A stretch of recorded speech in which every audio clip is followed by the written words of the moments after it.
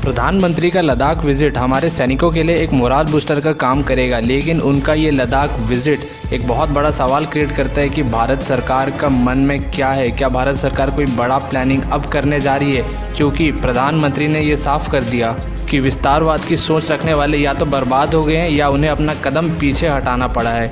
इसी में ये ज़रूरी हो जाता है हमारे लिए ये समझना कि S-400 सिस्टम जो चाइना ने रशिया से खरीद के बॉर्डर के पास तैनात कर दिया है, उसे हम किस तरीके से रोकेंगे। आज मेरे पास S-400 का ऐसा परमानेंट इराज है कि भारत एक ही झटके में S-400 का काम तमाम कर सकता है। नमस्कार दोस्तों, मैं साहिल चौधरी आप सबका स्वागत करता हूं आप ही के चैनल इंडिया टॉक्स पे। S-400 एक ऐसा सिस्टम है जिससे पूरी दुनिया डरती है। इसने अपना खौफ इतना इसलिए कायम किया है क्योंकि इसका जो डिटेक्शन रेंज है वो 400 किलोमीटर का है और इसमें एक ऐसा मिसाइल भी है जो 400 किलोमीटर तक की दूरी में मार कर सकता है। हाँ, इससे पहले कि आप कहें कि इसका रेंज 400 नहीं 300 है, इसके बारे में मैं आपको आगे जाके समझाऊंगा। इससे पहले ये समझते हैं कि आखिर इसका जवाब क्या है। भारत के पास इसका एक कार्ड मौजूद है जिसका नाम है ब्रह्मोस। सबसे पहले हम अपने दुश्मन S-400 की ताकत समझते हैं। S-400 एक मिसाइल डिफेंस सिस्टम है। ये सरफेस टू एयर और सरफेस टू सरफेस मिसाइल दाग सकता है। एक एरोप्लेन जैसा जो ऑब्जेक्ट होता है उसको डिटेक्ट करने का जो S-400 का रेंज होता है वो होता है 390 किलोमीटर। यानी 390 किलोमीटर के एरिया में अगर कोई भी एरोप्लेन घूम रहा है तो ये उसे डिटेक्ट कर सकता है। और इसके पास एक ऐसा मिसाइल मौजूद है जो 400 किलोमीटर के रेंज में उस एरोप्लेन को मार के गिरा सकता है। लेकिन क्योंकि चाइना MTCR का एक सदस्य नहीं है, इसीलिए रूस ने जो चाइना को दिया था S-400 उसके साथ ये 400 किलोमीटर वाला मिसाइल नहीं दिया था। तो इस 400 किलोमीटर के मिसाइल के बाद जो दूसरा मिसाइल इसमें लगता है उसका रेंज होता है 250 किलोमीटर। यानी वो 250 किलोमीटर के रेंज में किसी भी एरोप्लेन जैसे ऑब्जेक्ट को मार के गिरा सकता है। अब देखते हैं हम अपने ब्रह्मोस को। हमारा जो ब्रह्मोस है वो एक क्रूज़ मिसाइल है। ये क्रूज़ मिसाइल का जो रेंज है, नॉर्मली जो इसका रेंज होता है वो 290 किलोमीटर का होता है और इसका जो स्पीड होता है वो मैक्सिमम 3 मैक तक यानी साउंड से 3 गुना इसका स्पीड हो सकता है, जो कि 3700 किलोमीटर पर आवर का होता है। यानी 1 किलोमीटर पर सेकेंड, हर सेकेंड ये 1 किलोमीटर का डिस्टेंस कवर करता है। अब इसमें एक ट्विस्ट है, भारत ने इसका ताकत 4 गुना बढ़ा दिया इसे ब्रह्मोस मिसाइल को सुखोई में अटैच करके। जब ब्रह्मोस सुखोई के साथ अटैच हो जाता है और सुखोई पूरे स्पीड से उड़ते हुए जब इसे दागता है तो ब्रह्मोस मिसाइल का जो रेंज है वो बढ़ करके 400 किलोमीटर का हो जाता है। ध्यान से सुनिए, 400 किलोमीटर। यानी S-400 जो चीन के पास है वो दाग सकता है मिसाइल 250 किलोमीटर तक और जो हमारा ब्रह्मोस है सुखोई में लदा हुआ ये दाग सकता है 400 किलोमीटर तक। सोचिए यहाँ पे कौन ज़्यादा ताकतवर है। आपके मन में सिर्फ S-400 को लेकर के एक फेक सा डर बैठा दिया गया, लेकिन असल में भारत की जो मिसाइलें हैं, भारत की जो क्षमता है वो चीन से काफ़ी ज़्यादा है। अब ये जो सुखोई में लदा हुआ ब्रह्मोस होता है इसका जो प्रेसिजन स्ट्राइक करने का कैपेबिलिटी होता है, यानी क्योंकि आप जान सकते हैं कि जो S-400 है वो ज़्यादा बड़ा सिस्टम नहीं है, एक ट्रक के साइज़ का सिस्टम है, तो उसे मारने के लिए बहुत प्रिसाइज होना पड़ेगा, नहीं तो हम मिस कर जाएंगे। तो ये जो प्रिसीजन स्ट्राइक करता है वो 300 किलोमीटर तक कर सकता है। यानी 300 किलोमीटर की दूरी से दागा जाए तो ये एग्जैक्ट जा करके उस मिसाइल को फोड़ सकता है। और यहाँ पे आप देखेंगे एग्जैक्ट प्रिसीजन के बाद भी इसका जो रेंज है वो 300 किलोमीटर का है। वहीं दूसरी तरफ S-400 का है 250 किलोमीटर, यानी तब भी ये S-400 से 50 किलोमीटर ज़्यादा ताकतवर है। ये जो दोनों के रेंज में 50 किलोमीटर का फ़र्क है, यही हार और जीत के फ़र्क में बदल सकता है। अब मैं आपको पूरा स्ट्रैटेजी बताऊंगा कि भारत किस तरीके से S-400 को मार के गिरा सकता है। अगर यहाँ पे कोई व्हाइट बोर्ड होता जिसमें मैप में मैं आपको समझाता तो आपको ज़्यादा अच्छे से समझ में आता, लेकिन आप ऐसे ही काम चला लीजिए। तो हमारे दुश्मन चीन ने बॉर्डर के पास 2 से 3 S-400 मिसाइल सिस्टम को तैनात कर दिया है। भारत का सबसे पहला एक्शन, भारत सबसे पहले सरफेस टू एयर मिसाइल दागेगा बॉर्डर के पास। ये सरफेस टू एयर जो मिसाइल्स होंगे ये डिकॉय मिसाइल्स होंगे, यानी ये फेक मिसाइल्स होंगे। भारत पूरे बॉर्डर के पास, क्योंकि भारत को पता नहीं है कि S-400 कहाँ पे छुपा है, इसलिए पूरे बॉर्डर के पास कई सारे उसे सरफेस टू एयर मिसाइल दागने होंगे। जब भारत बहुत सारे सरफेस टू एयर चाइना की तरफ दागेगा तब इन S-400 मिसाइल सिस्टम को पता चल जाएगा कि कोई मिसाइल उनके पास आ रहा है। जब उन्हें ये पता चलेगा तो वो अपने इधर से अपने मिसाइल दागेंगे उन्हें न्यूट्रलाइज करने के लिए। जब वो ऐसा करेंगे तब लेह और लद्दाख के बॉर्डर के पास के इलाके में भारत एवेक्स नाम का अर्ली वार्निंग सिस्टम उड़ा रहा होगा। एवेक्स जो हवाई जहाज है उसके ऊपर इतना तगड़ा रडार होता है कि वो 400 किलोमीटर दूर से ही जितने भी खतरे हैं उनको डिटेक्ट कर सकता है। तो S-400 जैसे ही अपने अंदर से मिसाइल दागेगा जो इधर एवेक्स को तुरंत मालूम चल जाएगा कि इस एरिया से मिसाइल छूटा है। जैसे उसे पता चलेगा, उसे पिन पॉइंट लोकेशन मालूम चल जाएगा कि S-400 यहाँ पे बैठा है। जैसे ही भारत को मालूम चलेगा कि S-400 कहाँ पे बैठा है, भारत का आधा काम वहीं पे हो जाएगा। अब ये जो S-400 सिस्टम है, ये एक साथ 36 टारगेट को लोकेट कर सकता है, यानी 36 तो अलग अलग डायरेक्शन में आ रहे मिसाइल को इनका दिमाग पढ़ सकता है, उनको लोकेट करके उनके ऊपर हमले कर सकता है। अब हमें करना ये है कि हमें बहुत सारे पुराने सरफेस टू एयर और सरफेस टू सरफेस मिसाइल्स ले आना है। अब हमें करना ये है कि हमें बहुत सारे पुराने सरफेस टू एयर और सरफेस टू सरफेस मिसाइल ले आना है। ये मिसाइल हमने पहले से ही बॉर्डर के पास तैनात करके रखा होगा और जैसे हमें इसका लोकेशन मालूम चलेगा, ये S-400 की तरफ धावा बोल देंगे। 15-20 मिसाइल जब एक साथ S-400 के आसपास पहुंच जाएंगे तो S-400 का जो दिमाग है वो कंफ्यूज हो जाएगा, वो हर डायरेक्शन में लगने लगेगा। हालांकि उसमें 36 टारगेट लोकेट करने की क्षमता है, लेकिन वो मशीन है, वो पूरा एग्जैक्ट तो काम नहीं कर सकता है ना, और वो भी इन्वॉल्व हो जाएगा इधर उधर हर तरफ से टारगेट लोकेट करने में। और अगर हमने 36 से ज़्यादा, यानी मान लीजिए 36 सरफेस टू सरफेस और सरफेस टू एयर मिसाइल दाग दिए, तो इसके बाद तो S-400 बिल्कुल ही उसका काम करना बंद कर देगा, क्योंकि ऑलरेडी वो 36 टारगेट लोकेट कर चुका होगा और उसके पास क्षमता नहीं होगा कि इससे ज़्यादा वो टारगेट लोकेट कर सके। इसी बीच में हमारा जो सुखोई है जिसमें ब्रह्मोस लगा हुआ होगा, वो आ जाएगा S-400 के 300 किलोमीटर तक। अब ये 300 किलोमीटर पे खड़ा होगा तो इसके ऊपर S-400 से मारे जाने का भी कोई डर नहीं होगा, क्योंकि हमने जाना कि उसकी जो रेंज है वो 250 किलोमीटर की है और ये 300 पे खड़ा होगा, यानी ये सेफ डिस्टेंस पे खड़ा होगा और ये 300 से मारेगा ब्रह्मोस। ब्रह्मोस मिसाइल 300 किलोमीटर के डिस्टेंस से बिल्कुल प्रिसाइज अटैक करता है, बिल्कुल सीधे एकदम सीध में जाएगा और एकदम स्पीड में 1 किलोमीटर पर सेकंड के स्पीड से बढ़ जाएगा S-400 की तरफ। अब आप सोच रहे होंगे कि इसके बावजूद भी S-400 300 किलोमीटर से दूर से एक मिसाइल आ रहा है तो इतने देर में तो डिटेक्ट करके उसको मार ही सकता है ना।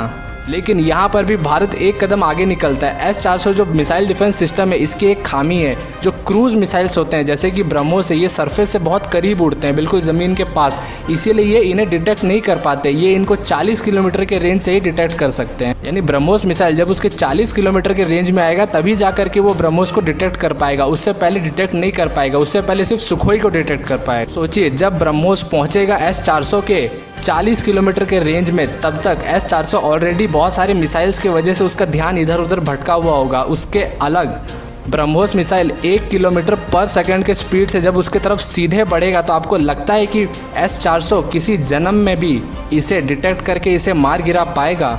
बिल्कुल नहीं, S-400 कभी इसे नहीं मार पाएगा। ब्रह्मोस आसानी से सीधे सीधे जाके S-400 को तबाह कर देगा। और यही सेम प्रोसेस भारत को एक साथ जितने भी 3 या 4 S-400 लगे होंगे उन सब के पास करना होगा। जब ये एक साथ हमला होगा और एक साथ तीनों चारों जितने S-400 बॉर्डर के पास है ये सारे तबाह हो जाएंगे तो चीन के सारे मंसूबे पानी में मिल जाएंगे। इसके बाद हमें रुक नहीं जाना है, ये तो हमारा शुरुआती कदम था। ऐसा नहीं है कि S-400 को फोड़ करके भारतीय सेना को रुक जाना है, इसके बाद हमारा असली खेल शुरू होगा। इसके बाद हमें 2 स्क्वाड्रंस इंडियन एयरफोर्स के तैयार रखने हैं। इसके लिए हमें कोई लेटेस्ट एयरक्राफ्ट नहीं चाहिए, कोई पुराना एयरक्राफ्ट भी चलेगा, लेकिन इस एरिया में MiG-29 और सुखोई ज़्यादा एक्टिव है, इसलिए मान सकते हैं कि MiG-29 के 2 स्क्वाड्रंस अंदर जाएंगे चीन की सीमा में। जैसे MiG-29 चीन की सीमा में घुसेंगे, उधर से जो चाइनीज़ एयरक्राफ्ट है वो उन्हें काउंटर करने के लिए पहुंचेंगे। जब चाइनीज़ एयरक्राफ्ट हमारे MiG-29 के बहुत करीब पहुंच जाएंगे तब हमारे MiG-29 तुरंत उनसे लड़ने के बजाय मुड़ करके अपनी सीमा में भागने लगेंगे।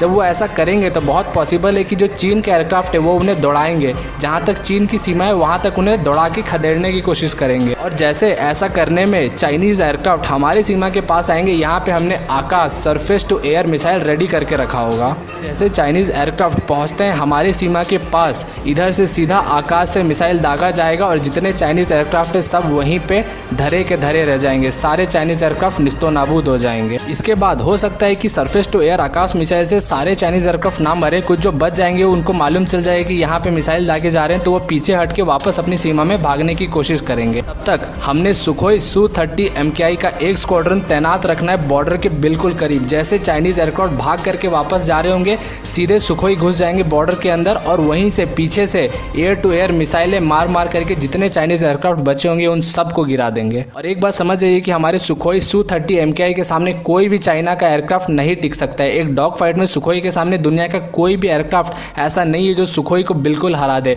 और ऐसे चाइनीज एयरक्राफ्ट को सुखोई आसानी से मार मार के गिरा देगा। इससे चाइना के जितने भी फ्रंट लाइन में एयरक्राफ्ट होंगे वो सारे तबाह हो जाएंगे। और अब चीन के जो सैनिक आगे बैठे हैं उनको एयर सपोर्ट देने के लिए कोई बचेगा नहीं, क्योंकि एक तरह से भारत का पूरा डोमिनेंस हो जाएगा। स्टार्टिंग के जो एयरक्राफ्ट होंगे उनको मार के गिरा दिया जाएगा और सुखोई ऑलरेडी हवा में होगा, तो कितने भी अगर अटैक हेलीकॉप्टर्स भी आने की कोशिश करेंगे तो सुखोई आसानी से इन सब को मार के गिरा देगा। भारतीय सेना के लिए बिल्कुल खुला जमीन हो जाएगा भारतीय सेना के घुसने के लिए। लेकिन अभी 60,000 भारतीय सैनिक जो लद्दाख में तैनात हैं अभी नहीं घुसेंगे, अभी एक और कदम बाकी है। अब यहाँ पे हमारा काम आएगा जो एयरक्राफ्ट, उसका नाम है मिराज 2000। मिराज 2000 आपकी जानकारी के लिए बता दूं कि उसी कंपनी का विमान है जो कंपनी रफाल बना के भारत को दे रहा है, यानी फ्रांस का डसॉल्ट एविएशन। मिराज 2000 जो विमान है वो डीप पेनिट्रेशन के लिए माना जाता है, यानी दुश्मन के टेरिटरी में काफ़ी अंदर तक ये घुस जाता है और हमले करके आ जाता है। आपको बालाकोट एयर स्ट्राइक तो याद ही होगा, यही वो मिराज 2000 है जिन्होंने पाकिस्तान के बालाकोट में घुस करके एयर स्ट्राइक किया था।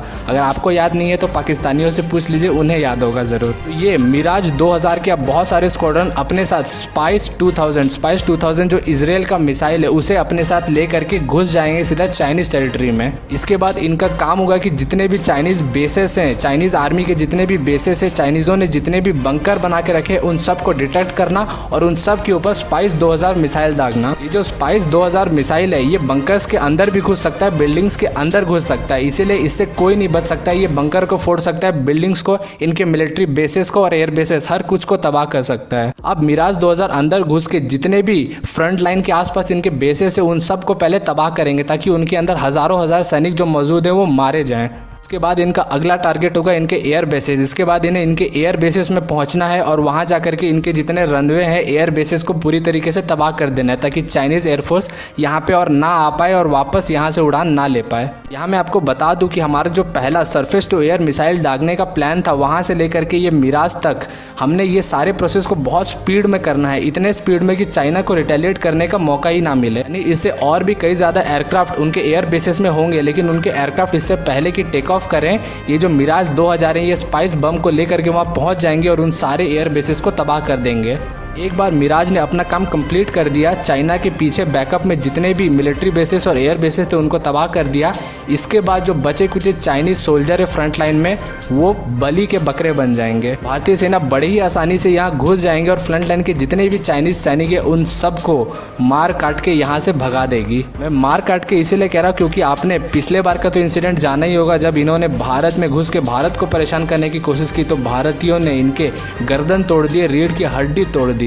एक भी हथियार उठाए बिना, एक भी गोली का इस्तेमाल किए बिना। तो जब इन्हें फुल छूट मिलेगा अपने गोलियों का, अपने हथियारों का इस्तेमाल करने का, तो चाइनीज़ का क्या हाल होगा आप समझ सकते हैं। बिना एयरफोर्स और अतिरिक्त सैनिकों के बैकअप के चाइनीज़ आर्मी के जितने भी आगे फ्रंटलाइन के सैनिक होंगे ये सब कुछ नहीं कर पाएंगे। बहुत ही जल्दी भारतीय सैनिक इन्हें मार गिराएंगे और चीनी सीमा में घुस जाएंगे। और इसी के साथ भारत और चीन, या कह ले भारत और तिब्बत की जो सीमा है उसके पास का इलाका उसे पूरी तरीके से भारत अपने कंट्रोल में कर लेगा। हालांकि इतने जल्दी भारत पूरे एक्साइज चीन पे तो कंट्रोल नहीं कर सकता है, लेकिन फ्रंट लाइन के काफ़ी बड़े इलाके पे इस तरीके से भारतीय सेना घुस सकती है, क्योंकि अभी लद्दाख में 60,000 भारतीय सैनिक मौजूद हैं। तो 60,000 सैनिक आसानी से काफ़ी अंदर तक घुस सकते हैं काफ़ी जल्दी, जब तक एयरफोर्स इन्हें सपोर्ट दे रहा है, और वहाँ जा करके आराम से बैठ सकते हैं। पर इसके बाद भी हमारा काम खत्म नहीं होता, क्योंकि चाइना को जैसे मालूम चलेगा चाइना अपने एयरफोर्स को भेजेगा उधर से रिटेलिएट करने के लिए। लेकिन हम भी इधर से तैयार होंगे। जब भारतीय सैनिक आगे मूव कर रहे होंगे तब हम अपने साथ जो आकाश मिसाइल है उनको साथ लेके जाएंगे, और जहां भी भारतीय सैनिक पहुंचेंगे वहां पे वापस से आकाश जो मिसाइल है उनको तैनात कर दिया जाएगा कि जैसे ही चाइनीज एयरफोर्स उधर से आती है वापस से वो आकाश का शिकार बन जाए। वहीं दूसरी तरफ चीन कोशिश करेगी कि हमने लद्दाख में ये सब किया तो चीन अरुणाचल में घुस जाए, तो हमने अरुणाचल प्रदेश में पहले से ही आकाश मिसाइल को तैनात करके रखा होगा,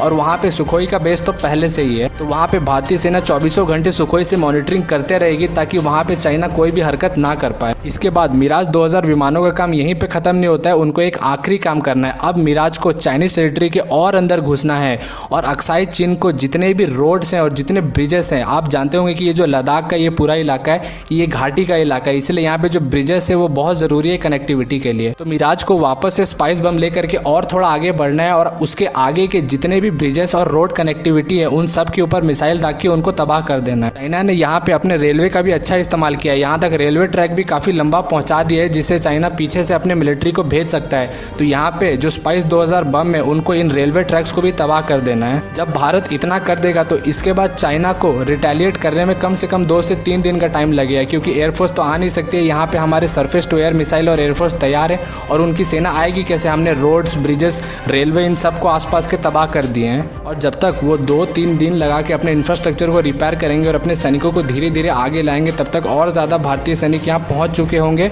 और ज़्यादा साजो सामान भारतीय सैनिकों ने इकट्ठा कर लिया होगा। और इसी के साथ भारतीय सेना काफ़ी आसानी से अपने अक्साई चीन को चीनियों से छुड़ा लेगी, अपने अक्साई चीन को छीन करके चीन से वापस ले लेगी। दोस्तों, आज मैंने आपको जो चीन से निपटने का स्ट्रेटेजी बताया और अक्साई चीन को वापस लेने का जो तरीका बताया, ये आपको कैसा लगा? इस स्ट्रेटेजी के बारे में आपका क्या मानना है? कमेंट में लिख के ज़रूर बताएं। आपके हिसाब से ये कितना कारगर रहेगा? मैं सुनना चाहता हूँ, पढ़ना चाहता हूँ मैं। और अगर आपको मेरा ये वीडियो पसंद आए तो इसे लाइक ज़रूर कर दें और अपने जितने भी दोस्त हैं, भाई बंधु हैं, उन सब तक ये वीडियो पहुँचाएँ। इसे शेयर करें फेसबुक और व्हाट्सएप में। और अगर ऐसे ही वीडियोज़ हर दिन देखना चाहते हैं तो इंडिया टॉक्स को सब्सक्राइब कर लें। मिलते हैं अगले वीडियो में, तब तक के लिए थैंक्स फॉर वॉचिंग।